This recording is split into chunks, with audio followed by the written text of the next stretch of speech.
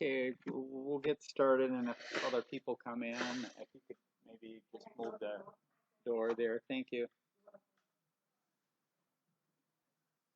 Thanks for coming today. Our main topic is going to be open session. Members ask anything that you want there, and we'll try and answer it there. Little club agenda before we start. The PC picnic was a success last week. Rain held off, so that was good there, and I think we had a good time. Lots of food, and I think about 41 people. 38, 39, and 40, depending on which time I counted. Okay, okay. Yeah, I think I haven't added up the people in the picture there. I think we had signed up 41 or 42 there, so good time there. Future meetings, our next regular meeting is going to be back in the Caribbean room downstairs on August 21st, and that'll be on identity theft and the dark web. So we'll kind of talk about some of those topics. So what is identity theft? What's the dark web? Tips to protect yourself and some things that you can do. We also have monthly Macintosh or Apple SIG meetings. Their next one is this Friday, the 26th, at the 201 auditorium. And I say no agenda yet, but they do. I think they have an Apple representative coming in, and they have a free meal there too. So if you're interested in going to that, contact Mike Griffin, because he handles getting the people in, which is the same issue we have here, but that's coming up on Friday. Can I just make a quick comment? If you haven't done this, if you haven't gone to the next thing, I try to get there, and I only get there about once or twice a year, but you really got to call in advance, because then you get a badge waiting for you. If your badge is waiting for you, then you're going to have to fill your if you're retired or anything. No, they have a separate badge. Even if you have the retiree badge, they have a separate badge that they give you. You have to have a badge with your name on it. Yep. Even you have retired, they don't want to. They don't care. Yeah, I know it's getting harder and harder there. But yeah, theirs is coming up there, and again, it's not just Macintosh computers; it's the iPhones and the tablets, and so it's a good meeting there to keep abreast of what's going on in that area. Is that requirement because it's in the 201 auditorium? Okay. Yeah, it used to be some of the auditoriums you didn't need escorts, or they were considered more general open areas, and it was just the lab areas that were more restricted. But I think over the years, certainly things have changed there. And I was surprised today when I came in. I had my badge. It says, "Can we see identity?" They asked for my driver's license. So what? my picture's right on here. So. They did what? I just badged in and walked right through. oh, well, I had somebody coming in with me. Oh, so that was. Oh, okay. They never asked him for any identity.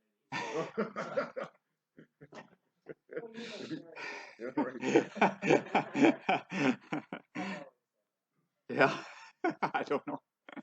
Yeah, I'm not sure. I'm sure they're just. There were a whole bunch of people there. They were like training. So. Okay.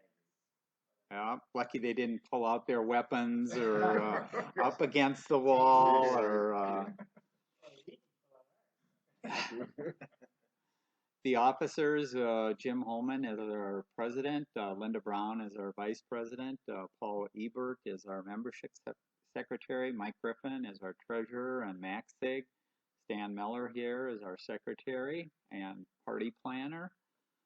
Andrew Petrucci is our communication coordinator, and my name is Tom Kreuzer. I'm a director at large. I'm happy to give up the party planner. Well, we still want our parties, though. We need to have other people start taking a more active role. I can't back off from what I've done. Well, we appreciate all the work that you do, and we'll see what we can do within board. It's nice we do get lots of volunteers to help clean up and set up and things like that. But Yeah. I think what Stan's All bringing up, volunteers there are helpful. right? There's a picnic, there's a fair amount of pre-planning and pre-buying. Yeah. Members, old and new, you can pay your dues to Paul. Since Paul's in here, you can drop them off with me, and then I'll get them to Paul there. And a reminder, if you're changing your email, notify us, because that's the way that we send out notices and that. Suggestions for topics, you can email, talk to any of the board members. We're always looking for people to volunteer or present. Could be on hardware, software that you use at work, or maybe at home. If you don't want to present, we do have a monthly newsletter. You can write a short, meaning a sentence or two, or multiple pages that we can include in the e-Bytes newsletter. Out on our website, we do have our past meetings along with the slides and handouts, and we try and record them. So I'm recording it today, and that'll go out there. We do have a deals section. Our newsletter is out there, and the newsletter contains tips and hints. So you can ask questions and favorite links we put out there, and so that's out there. Any club questions? Okay, our main topic is questions, open sessions for anyone to ask a question. So I'll open it up. Any question or comment anyone wants to make? When did the club start? 82? Is that a date that, why do I think of that date? Yeah, I actually did a presentation on that. Now I'm forgetting exactly when it was, but we did have, where did I stick the links for that? In the about. So this is the club website, and the about, we have some pictures of some of the people there's Stan there and myself. Little photographs could be updated. Well, that's the trouble. People don't want necessarily to. We like to think of ourselves as younger and that. Some people won't have the same license plate anymore. And no, I had that for close to 30 years there. 1981. So this is the timeline of it, and so where I went in here, if you are interested in it, it's back in the About Us, and down at the bottom here, PC and PC history. And so Our notes here, we started out with 35 members. Is that what we have now? no, what we have now is we have about 100. 127, 120 members and 7 officers, so 127. Yeah. They're probably about 35 active. No, Yeah. it's surprising how many are active. When we have a sandwich meeting or stuff like that, we'll end up with 60 or so. We can end up with 60. Also, if you tracked over the course of the year on the survey, we ask how many you attended and stuff like that. And we do have, I forgot the exact numbers. You'd have to look in the survey, but it's a minority that don't attend any meeting. So off and on, there's some that attend, and And it depends to a great extent on the topic. right, Right. And the availability. The difference between the MAXIG, the people that go to that, the Apple side of the world versus this side of the world. And very few people that because I've attended both from time to time. I don't recognize one person. I recognize very few crossover attendees. That's a good sign of a healthy club. If you've got majority of the people attend at least one meeting every year or so. Yeah, we're as a board, Stan and I obviously are on the board there, and the other officers that I mentioned earlier. We struggle with trying to recruit new members. The membership is aging. Yes, and the membership over the years has certainly been going down. It's not on an upward trend, and part of that's just due to 3M as a corporation. We have trouble attracting the new employees. The mechanisms that we had before to connect with employees, whether it was the stem winder, you remember the stem winder would go out to all the employees and we could put stuff in there. Well, now our means to get out to people is very limited. You'll see it listed in the emails where we can. They only let us. I think it was even into the 90s. I'm not sure when the 3M would have, there would be the 3M club would sponsor they would take over one of the rooms in the main plot and have a 3M club. Any special interest club could have a table with their literature, and there was a fair amount of communications through the stem winder and whatever else that if you were interested in a club, come over and see. So there'd be people that would walk through I'm a member of the rock club. I didn't know you were here. Let me tell Harry or Susan or whatever. Well, I understand that they reinstituted the 3M Club email. They now send that out. So I think I don't know that for sure, but another club that I'm part of said that they reinstituted that, and you can put articles in there. So if you want to say, we need new members or something, you probably put an article like that in there. Yeah, and we do, the meetings are in there and stuff like that, and links to our website and that are there. It's just that not as prominently figured as it was in the past. Like when we had And there used to be like Stan mentioned, there'd be new employee picnics and meetings and things like that for all the new employees out at Tartan Park or here. And then we'd be invited to that, so we could either have a table or have some handouts and things like that. We do have handouts. They are at the 224 desk there.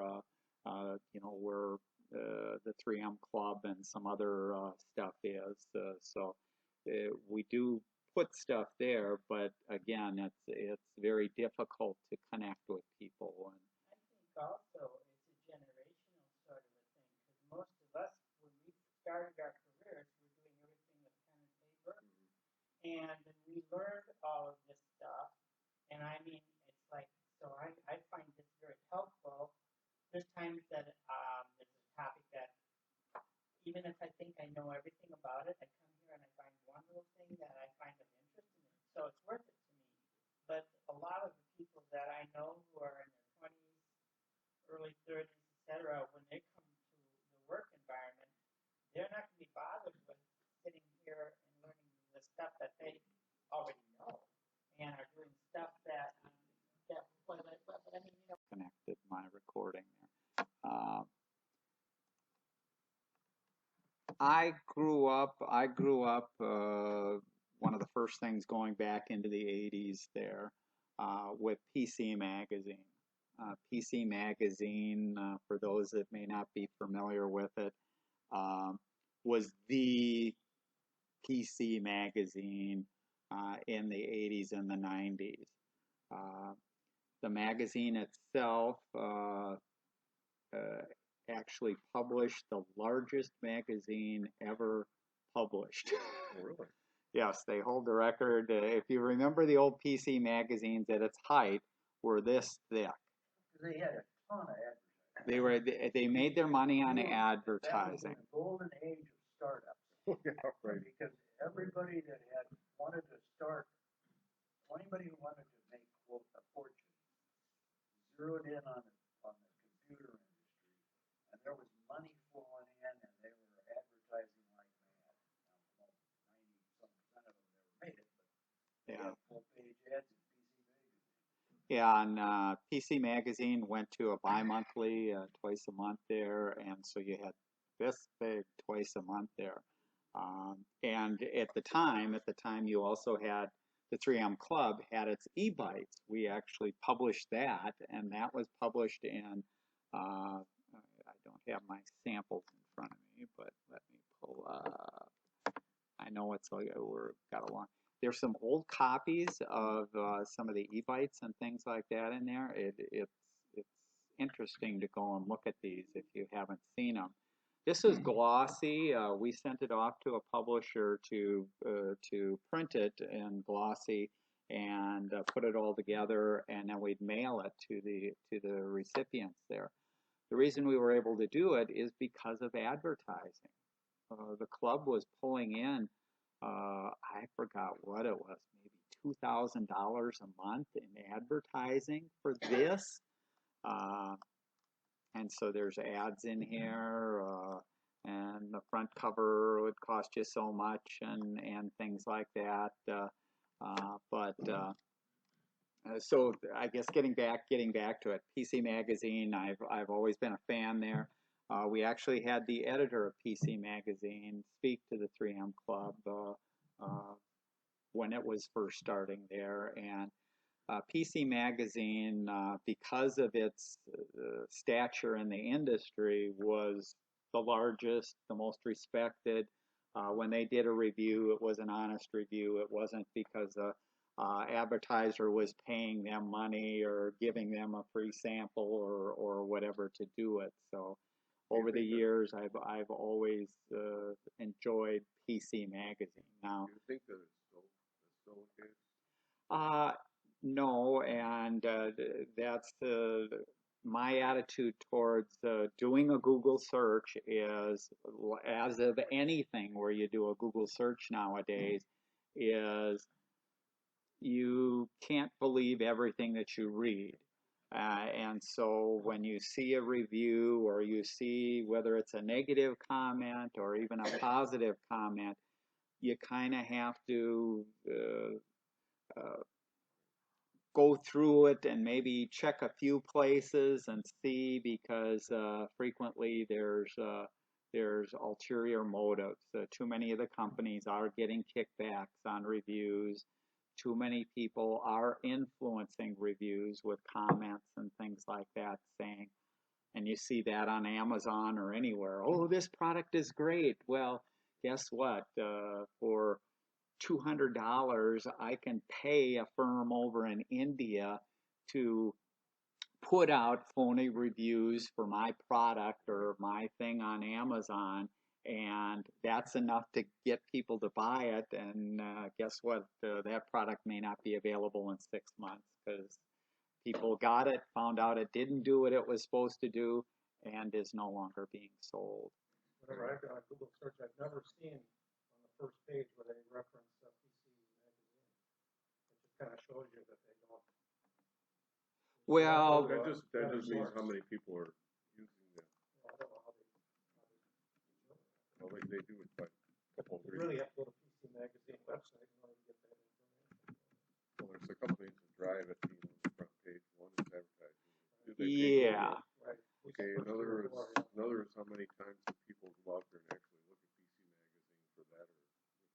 Right. The thing I've looked at is CNET. But oftentimes, the reason why I ask the question is I'll look at CNET and maybe Macworld if it has something on what I'm looking for. In PC Magazine, and they're just barely a Venn diagram. There's barely overlap. It's kind of like completely different recommendations and criteria, and it's kind of like, okay, which one of these is most reliable? I've always had a problem with stuff. I get Consumer Reports, Right. and Consumer Reports always has their reviews and stuff like that in there. And I'm the same way with Consumer Reports. I rarely ever agree with what Consumer Reports says, whether it's for a lawnmower or whether it's this. Now I continue to get it because I like the testing that they do and some of the information. But when they start rating some things or talking about what it can do and what it can't do, unfortunately, frequently they're wrong. And they may be rating something that's a year old if it's electronics or that. Well, that model is no longer available, or it's been fixed, or it was a problem back then and it's no longer a problem now, and they're saying don't buy it. Well, I happen to know that it's been fixed and it works, but so you do have to be careful with stuff. A lot of times those are value judgments of the people that are reviewing it. And everybody has different opinions. It's- You might like this software and someone else won't like it for a variety of reasons. Yeah, and what works for me may not work for you, and Yeah, criteria. And another issue too, you've seen some reports like with durable goods like cars, is they'll test it here, and 3 years down the pike, it may be a completely different answer. And I've seen ratings for vehicles. At one point they may be mediocre, but 3 or 4 years down the pike, they're all of a sudden at the top. Same vehicle, and I've got a good enough memory that I can remember what it used to say. So maybe it's a different reviewer too. No, it's a matter of that they're testing it. They do it scientifically, so they'll test it at a point in time when they first get the product. But that doesn't tell you anything about how that's going to perform in 5 years. So in 5 years, and they do that basically by user feedback. So the users, the consumer reports, subscribers will then say, well, here's been my experience with such and such a vehicle. And they'll put in it, it's not perfectly scientific, but it's fairly good. So when it comes to computers, though, I mean, people have a lot of different experiences. Some people have a lot of problems with their computers, and you get bad reviews. Others have no problem at all and good reviews. So you really have to look at a lot of different comments. And they pop up from the past too, and make it look like it's the present. Because I bought a washing machine front loader from Cellular Warner several years back to the house, and I no more than got home with paperwork before it was delivered, and all of a sudden there it popped up on a Google that was a bad machine, and so I actually called them up and I said, hey, what did I buy? And they said, well, your machine is just fine. This was stuff that was reported back in 2001, and they were problematic, and they fixed them. And I was like, so when I went back and I looked at that, I could see that that had been reposted and made it look like it even though was it's an today. old, So it's like with anything, it's like buyer beware, and you do have to get, as far as I know, that washing machine is still working because I sold it at the house. And that was several years ago. when I buy stuff off Amazon, one of the first things I look at is the negative reviews. I read through all the negative reviews, all the 1 and 2 star ones. And if they say things like, well, I got a problem with shipping, or they didn't answer my question, stuff like that, I kind of discard those and I go for things that have substance to them. If they don't have any substance, negative reviews, I just disregard it. Yeah, the worst one is when they say piece of junk, and that's all they say. Yeah, that doesn't tell you nothing. Yeah, I just disregard that stuff. And you do have trolls out there too. You kind of look for people have kind of the real snarky If you language. ever see a review for the Quality Inn in Mankato, Minnesota, that row, you want to pay attention to it. Oh, okay. Right? What's the TripAdvisor. Oh, TripAdvisor. Yeah, I put stuff on TripAdvisor. Yeah. Every once in a while. I'm still fighting with the MasterCard people over that. What I was trying to show here on Google too, if you're not familiar, what Google will do when you do a search there is the first results that'll show here, you'll see this little icon that says ad. This means that this website paid money so that theirs would show up at the top there. And so that's what you'll see in any there. And so I always disregard everything, obviously, in the ad and go down.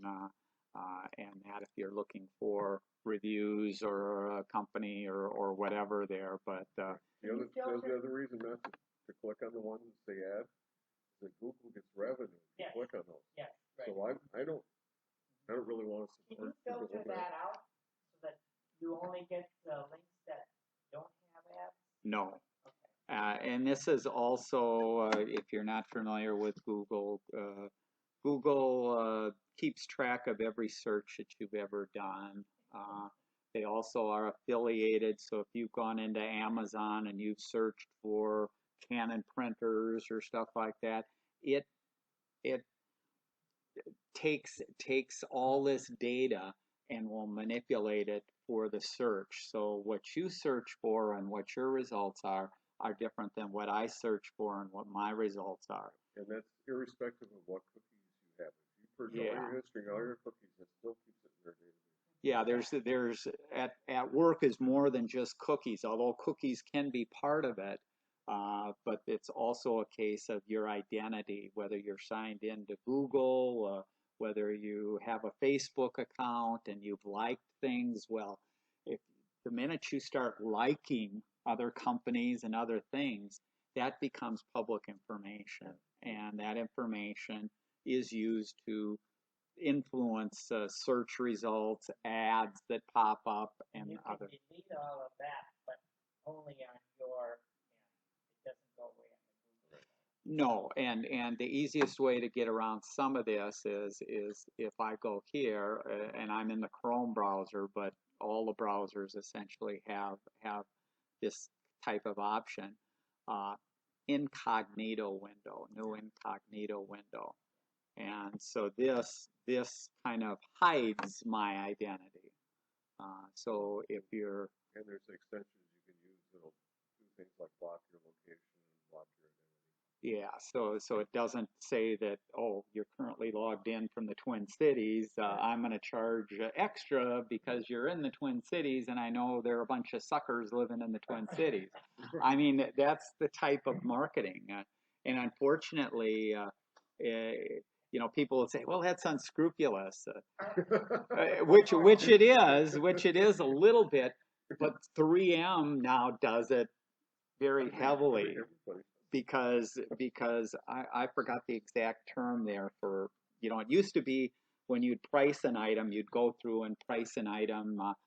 This is what it cost us to make it. This is what it costs us to ship it. These are the other.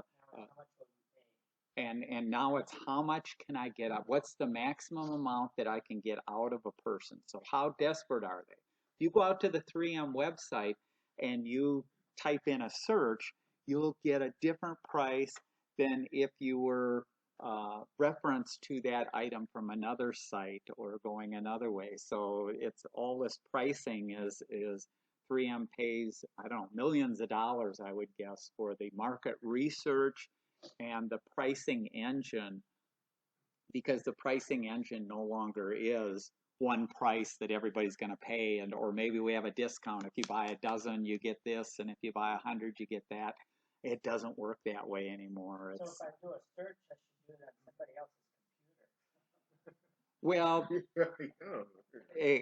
and certainly some of these things like the incognito, if you have a VPN can hide some of that stuff too, and so there's different ways that you can hide kind of your trail there. But yeah, I mean, some of it is trying to make it easier for you or trying to get you relevant information, but it also can be used against you to know that, oh, you're getting pretty desperate on what you're buying, so therefore we'll recommend something that's a little bit higher in price or whatever there. I went to Delta Airline in order to check out prices on some tickets, and I got a list of prices, and I got out of it, went and talked to my wife, went back in, and the price was $100 more. Yep. Couldn't get the cheaper prices. But that's because they knew that I had contacted them. Yeah, and Would that work if you were searching in incognito? then they might not know. You guys should try If you didn't log in. Couldn't you also set up different computer systems? I mean, you got your Model A or your System A that you use for all this searching and everything else. You could give a rip about basically identity because you don't have anything on there of consequence. And your System B is relative to all my specific to your Google location or your internet account. Well, you should have two internet accounts, one for this one, one for that. Yeah, but the only way to do that is like different IP address if they're tracking it back to that. That's what I was thinking. it's, yeah, some of it by IP address, but there's also because things like if you use Facebook and if you use Gmail and stuff like that, those accounts may be logged in to your browser and stuff like that. So like in this case, when I'm using this machine, is logged into my mining account, 3M PCC Club Gmail mining account. I also have other ones if I logged off of here and signed off. So the fact that you logged into Gmail, it's going to keep you connected on there, and potentially other sites are going to know this is who you are and that. If I sign out, now my results when I search and stuff like that are going to be different than when I searched with the mining account signed in there. So there's differences that you have there. Again, it's not all bad, but you just have to be aware of some of these things. The other thing, like Chuck had mentioned, if I click on this link here, let's just take this. I'm going to copy this link and we'll put it up here. So I'm going to. So this is the URL for, if I click on this down here, what you'll see in here is a ton. Right in there it says page ad. Yeah. When I do the e-bytes and I put in links and I put in stuff like that, I remove everything like that. So the first part here in this URL, up until you see a question mark, everything after the question mark, you can get rid of. This is all tracking information, tracking and ad information, and that's what gets passed on to the site. So now they know that you came to, in this case, Shop USA Canon by way of Google, and Google is going to get, if I buy something there, a small percent there. And that's where you can have referrals. That's where sites and companies get referrals by passing along this information. Magazine articles, I get CNET and I get PC Magazine. They all have long lists like this. It has my account number in there, or my tracking, that they know that how many times I've clicked on a news article and things like that. Well, if you take off everything after this question mark, and you can see, I will just start deleting here. And these are all IDs and values, and they attempt to kind of camouflage what they're doing, but most people. Keep the question mark there. No, get rid of the question. The question mark is everything after that is tracking information.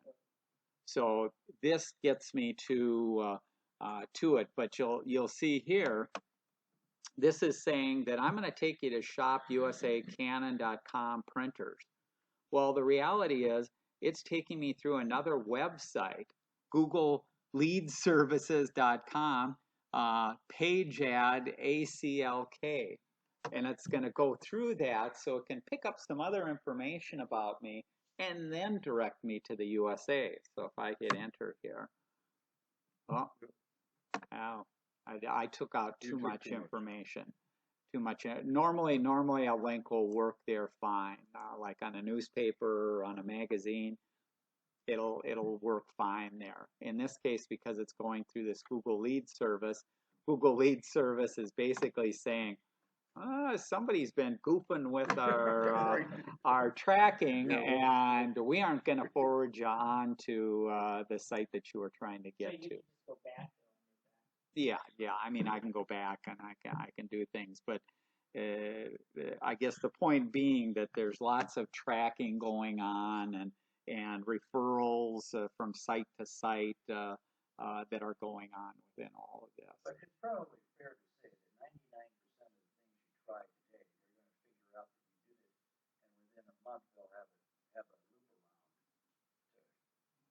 to identify who you are and what you're doing. Well, it's not always so bad, and you know, I'm not always going in here and getting rid of stuff. You just want to be aware of some of these things. So if you do have a problem where the price is different than what you saw before, and you know, maybe in the airline, yes, seats might have been sold, but if it's something that shouldn't be any different, should be the same price that you saw an hour ago or a day ago or stuff like that. Some of the things that you can try is take off some of this tracking, go incognito, try another device in some cases to see if you get different results there, because you may get the different results. The other thing is, if you are like looking for a lawnmower, say, just go to Home Depot's website first. Don't go to Google, and then go to Lowe's, and then go to the different websites, and compare that way. Yeah, yeah. And it's hard to say, you know, there's so many little tricks in buying and stuff like that, and they aren't always the same. Your example of buying a lawnmower, that in some cases, if you go out and look at lawnmowers and then you leave the site and then come back in a couple of days, in some cases, the site may give it to you cheaper. Right. So it's not always more expensive. In some cases, it can be cheaper because it recognize the fact that, well, we didn't get you the first time, but we'll entice them with a discount or that to But try. Google doesn't know you went there. Okay. In this particular case, both Walmart, or let's say you went to Walmart or Google or that, know that you've been there. Unless you're walking in there without your phone, then they don't know. Well, and even the walking in there, if you recall back in November, Target was getting in trouble because if you I said without your phone. yeah, Target was getting in trouble because if you had the Target app, a Cartwheel, and you were looking up a price of something, and you were outside the store, let's say, or at your house, and you looked up a price, the price, let's say, might be $100. Then when you went into the store and looked up the price, I think they measured it with something like 1,000 feet. Yeah. in the parking lot, as soon as you started going into the parking lot, all of a sudden Cartwheel would say, "Oh, we've got a live one that came to the store. So instead of the $100, we can get $120 for this item." And some people started noticing the difference there in prices and use their logic to figure out that, yeah, it was using the location service on the app and saying, you were in the store, so you were most likely going to buy something. They had you there so they could charge more money, and that's where that pricing, they know that they... Can you actually walk without a phone? It's kind of scary. No, I can't. It's amazing how you walk around with these things. Oh, yeah. You know, and It's, whether you drive or you visit a store. and everybody has them now. Yes. No matter how old they are. You go to a restaurant, and everybody pulls their phones up. So these people that are 90 years old, they get their phones up. Walk in the Skyway and you walk by Walgreens and all of a sudden there's an ad on your phone. Yeah. And then you go to just further on down and it's a haircut. Right, It's just right. like, I don't even today. Well, I can ask another question. Sure. We talked, I think, maybe briefly about this before, but one of the problems, and I'm not the only one who's had this problem. Through conversation with different people, other people the same thing. This reminded me, because you got printers up here, wireless connection to printers, particularly if you've got more than one device that connects to the printer, is really flaky. The issue we have is my wife prints more to our printer than I do. We have an HP printer, and it prints everything twice. Oh, that's nice. So the word "the" is TTHHEE, and it does the whole page that way. And so, yeah, ink is not cheap. So now she prints quantity 2 because the first one would be bad. She throws that one away and then saves the second one, which is good. And she won't uninstall, reinstall her printers. And I'm tired of going onto her Apple computer and trying to do it for her. If I touch it, then it's my fault. Yeah. Amen. So I just let her print 2 every time. Is she printing out of Word? Otherwise, it doesn't matter. Long mail, Word. I printed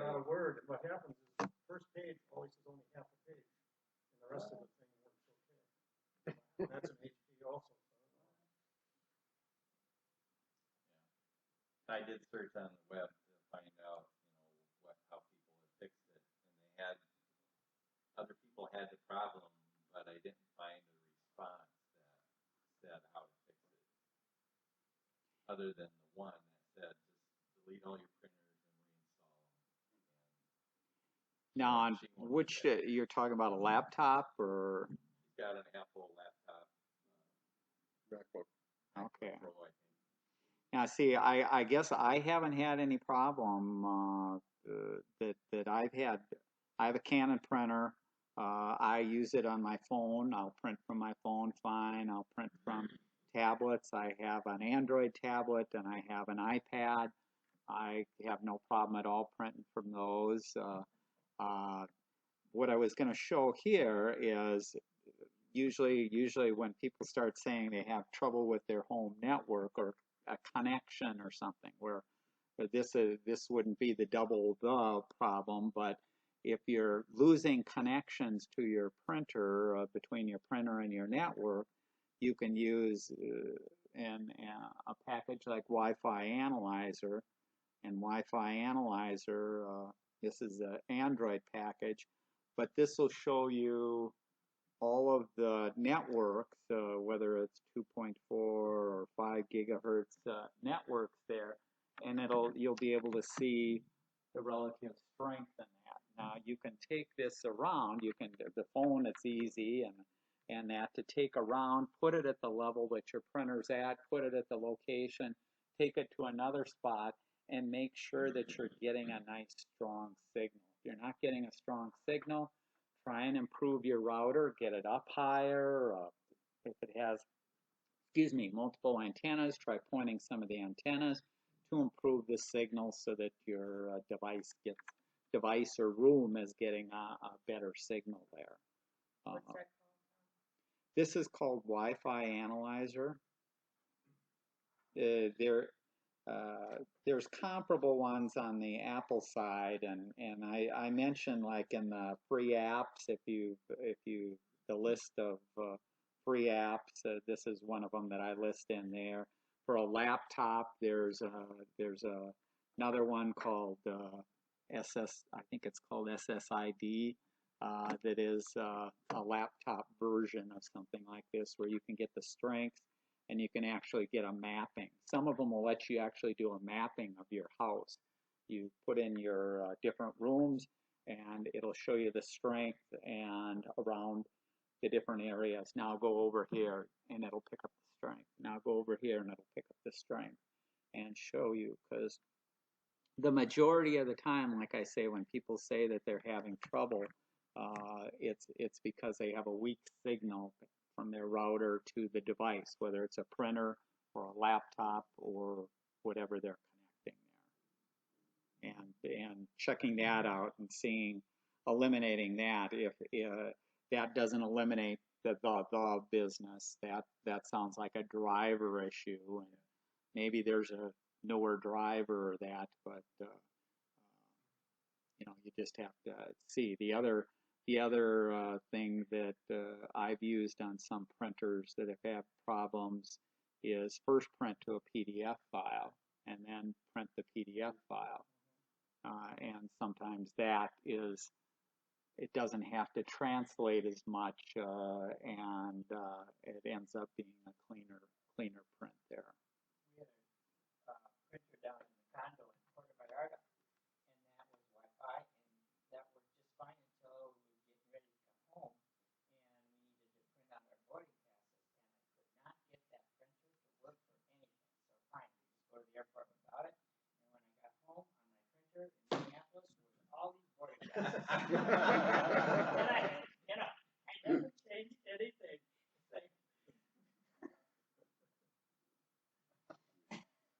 But yeah, so this has a little history graph of what your signal was too. So if you walk, I turned my phone, flipped it. But if you can see, if it's going up or down, and how strong the signal is, and where it's going. But Even if you don't have that, if you have the problem, you just go wherever your router is and just try the thing. Because there you've got a strong signal and see if you have a problem. Yeah, and I think the other problem that Chuck was talking about, where it comes and goes in a month, or Yeah. it'll work fine, and then Work fine for like 3 months, and all of a sudden, nothing. yeah, and I've talked about it on a home network situation. Is what you should do is reboot your router at least once a month. I've had to do that for other reasons. Once or twice a month, I and usually- that I means first- turning it off and letting it come Count- back up well, again.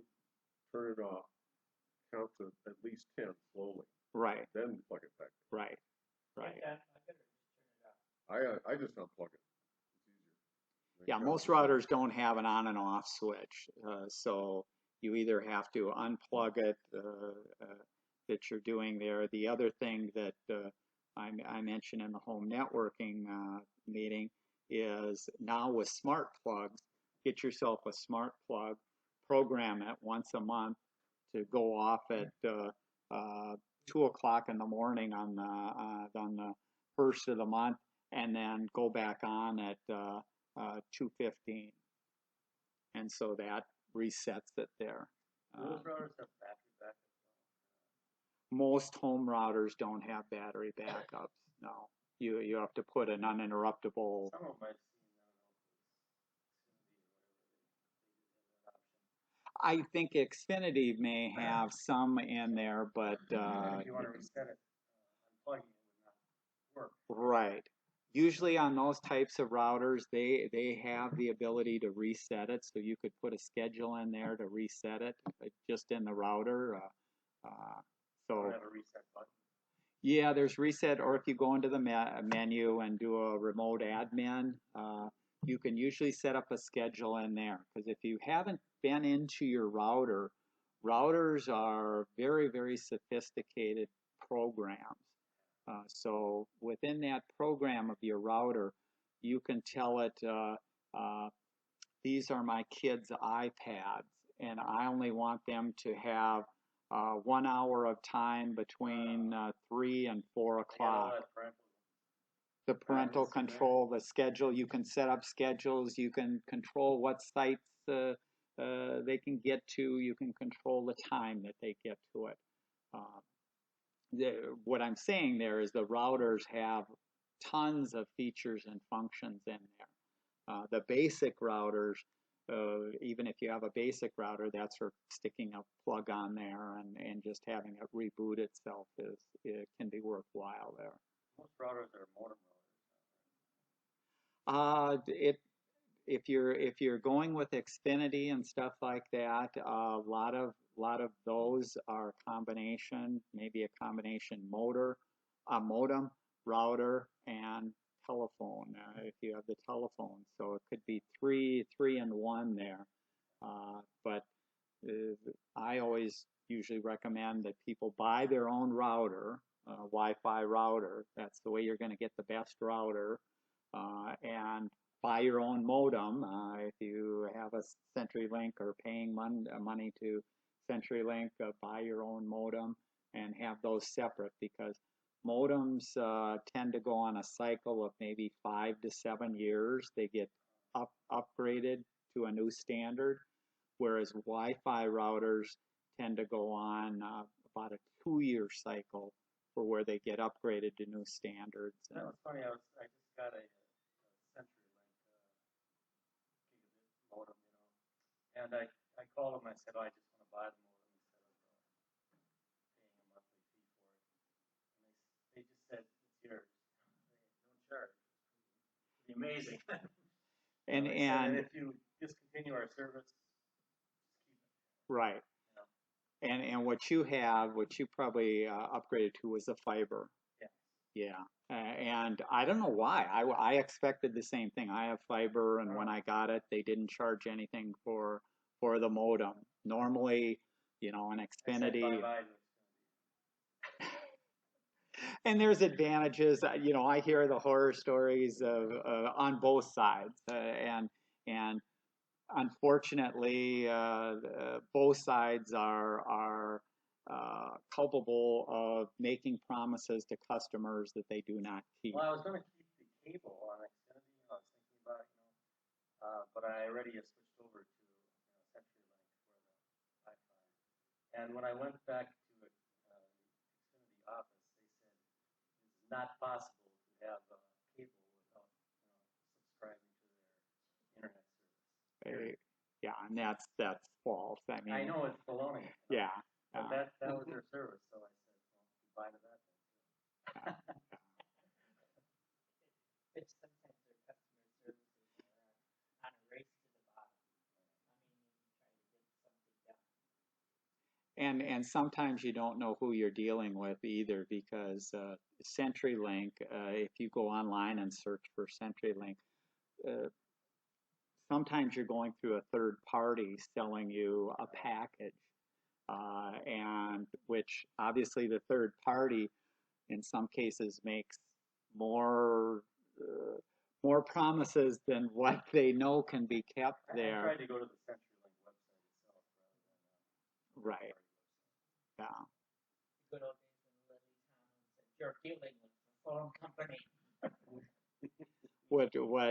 When I had talked before about it at one of the meetings, what I did with my last dealings with CenturyLink to set this up is I did the online chat, and then I saved the chat. So I had, this is what you said, this is what pricing and stuff like that. So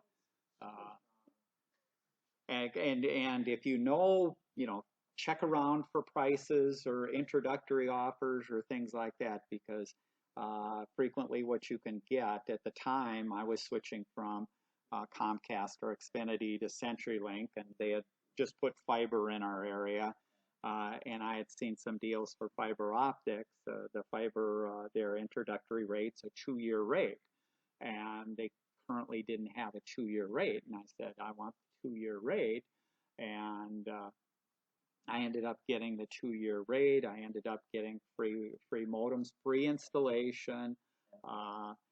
they're locked in for life? No, I didn't. I mean, you can get the lock-in for life. It depends on what they have. At the time, they only had the megabit service. And the megabit service, they're lock-in for life, I believe, in the Twin Cities. They were trying to say $75 and 65. Okay, and I've seen now you can get even 100 megabit lock-in and that too. Again, check around your prices and stuff like that. But there's decent prices to be had. Some of it you want to check to see whether there's additional fees or taxes that they add on. Some of them they don't. So I currently. Maybe it's that if you don't change anything on the service, if you don't upgrade or downgrade, or if you keep it as is, then your pricing will stay the same. And you have to have a monthly automatic payment.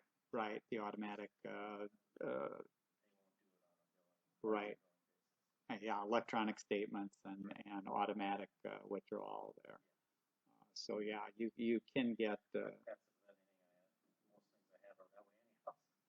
And that's where I see people talk about the reliability, whether it's again Xfinity or CenturyLink, and they'll talk about, well, I'm getting very bad service and it goes down all the time.